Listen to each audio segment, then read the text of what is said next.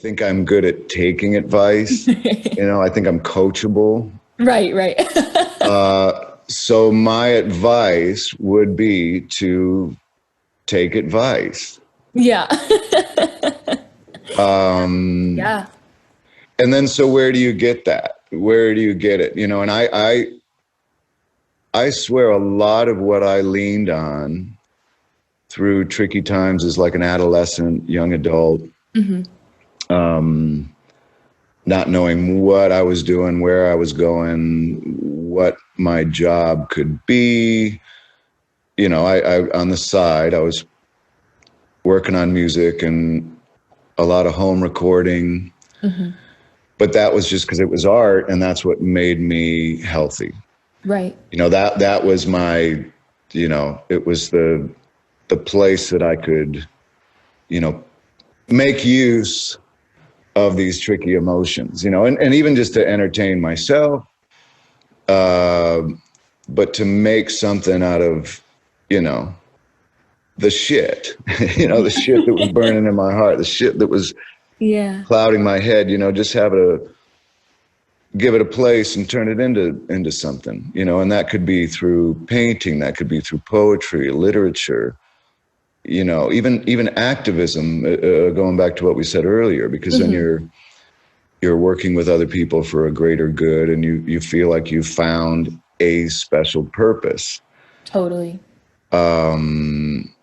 So, but without any of that stuff, and when you find yourself kind of under the lion's paw and you can't seem to dig yourself out, it's really important. Hopefully you're lucky enough to either have a teacher, a counselor, a friend.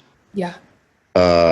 Maybe there's a boss that would listen to some of your troubles, there's less of a stigma, as you were talking with Duff the other day, and he said back when he was 16 and he had his first panic attack, you didn't really want to admit that. In fact, his older brothers had it because he came from that huge family of 8 kids or something. Yeah, exactly. But they didn't really give him any warning, and because it wasn't cool or maybe less manly or whatever. I think a lot of that stigma is gone. And one other thing I'll say is, you're feeling isolated. You don't know how to reach out. Yeah. You got to remember that some people, it actually makes them feel good to be able to help. I have to admit, there are times, or there are people, and maybe I was even one of them, when I was young, kind of living on my own. My parents had split up. They had moved 2 different places. I was working, and I had some issues and I had some problems. I remember there was a Talking Head lyric. It was on their second record, or one of the first 2 records. It was like simple lyrics. It was just like, it's not cool to have so many problems. And then he said, be a little more selfish. It might do you some good. Right. I think I was saying that before. I used to get a lot of wisdom and knowledge just from records. Sure. Sure. Pete Townsend was helping me out. David Byrne was helping me out. I trusted them more than I trusted like the knucklehead assistant principal who was always trying to bust me for smoking pot or showing up late, but he didn't know that I was working till 2 a.m. at the drugstore to pay rent, which not all kids had to do at that time. But it was tricky. I was looking around, and certainly a few other people had it a lot easier than I did at the time. But I look back and think that, well, that gave me a work ethic that served me much later on, especially when I came up to Seattle and got the job, because then that wasn't like the beginning of Easy Street. That was the beginning of like the hardest part. So, in the end, I was very, very fortunate to have that opportunity. I'll always be grateful to Seattle and the community and your mom and your dad and all the other musicians and Mudhoney and Stone and Jeff for believing in me and all that stuff. I am eternally grateful. Going back and thinking that, I resented the fact that I had to like work my tail off just to survive.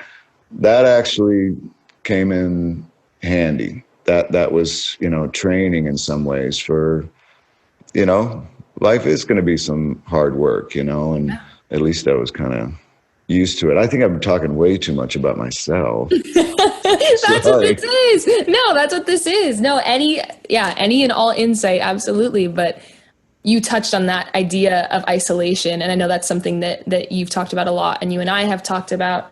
I remember being at a PJ show in Madrid a couple summers ago, and you were talking to the crowd and said, like, if any of you feel alone, you know, or you feel like you're at a point where it's never going to get better. I've felt that way, and it does get better. It always gets better, and that's something that I've thought back on over the last couple of years since you've said that. But did I also say that it will get better? It always gets better. Yeah. And then it will get worse. Yeah. And Yeah. then it'll get better. Right. The ebbs and And flows. it'll get worse. Yeah. And it's part of the deal, you know. You could kind of train your heart and your mind to go, look, this is another rough time. And it could come out of nowhere. Yeah. It could just come out of nowhere. Yeah. But be like, okay, this might be the worst I've ever felt, or this might be the hardest thing I've ever had to go through. Right. I think, you know, it's hanging in. It's just, it's basic, and it's so much easier said than done. But it's really just sometimes just hanging in there, and maybe not, you know, doing anything drastic or hurting yourself when you're down. It's interesting because, you know, Roskilde, a concert in Denmark where there was issues with weather and the crowd, and a horrific situation where lives were lost in front of the barricade. And, you know, a lot of people, if they're tuning in and they know they might know of that. But it's crazy to talk to you about it, because right before we went on stage, it was kind of cold. It was rainy. We were in a trailer, backstage trailer. The Cure was going to play after us. I can't remember who played before.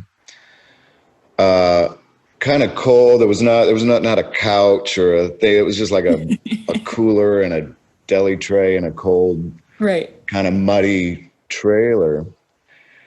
And we got the news that our great friends, Chris and Susan, had just had a child. And her name was Lily. And we kind of cried some tears of joy. We all gave each other a hug. This was, I think, less than like 15 minutes before we're going to go on. Yeah.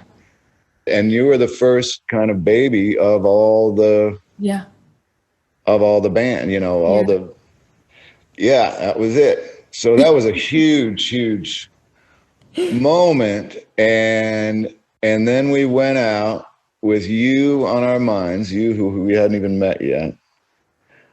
And we were feeling empowered and emotional. Mm-hmm. And then, I don't know, it was maybe 40 minutes into the show, all of a sudden this, you know, these terrible events happen. Yeah. And, you know, we've gone through a lot of healing with some of the parents of those individuals, the families of those great individuals. We got to know who they were. We respected. We got to know and respect not just them, but the pain that their families had to go through. So, but one thing I remember was like, you know, and I've made no decision. I try to keep my mind open as far as, you know, when you look to the sky at certain moments and you either want an answer or someone to communicate with, or, but you know, who helped us out in that situation, I might've mentioned it in an interview before, but I'll say it again, was Pete and Roger, who had been through the same thing with the Who or something similar. Right. But there I was in a fetal position, basically. And Pete said, "You can handle this." And I said, "I can't." I was like, I Yeah. I don't know, Pete. I don't think I can. I'm losing it. Yeah. And he said, no, you can handle this. He goes, that, maybe, or, because I think I was doing this thing like, why, that makes no Right. sense it would happen to us. Like Right. we stop shows if we see somebody go down in the pit. We'll stop even flow on a dime, get everybody back up, and then bam, right into the bridge and keep going. Yeah. Yeah. We were good at it, kind of lifeguarding at the same time as we're playing. And we cared about the crowd, obviously, and we cared about, we tried to, safety first. And so, I was doing maybe a little bit of woe is me, like, how did it happen to us? And Pete said, because you can handle it. Mm-hmm. And I said, I don't think I can. And he said, no, you can. That's probably why it happened to you, because you can handle it. Right. Right. So he empowered me to, get my shit together. Don't feel sorry, and don't react, respond. Right.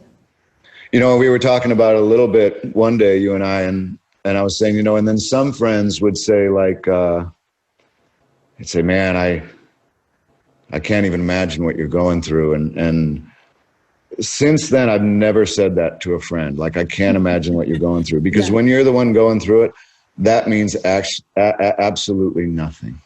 Can you please imagine? Like, can you please try to imagine what I'm going through? Yeah. Yeah. I can't imagine. Well, fucking imagine for a second and help me out.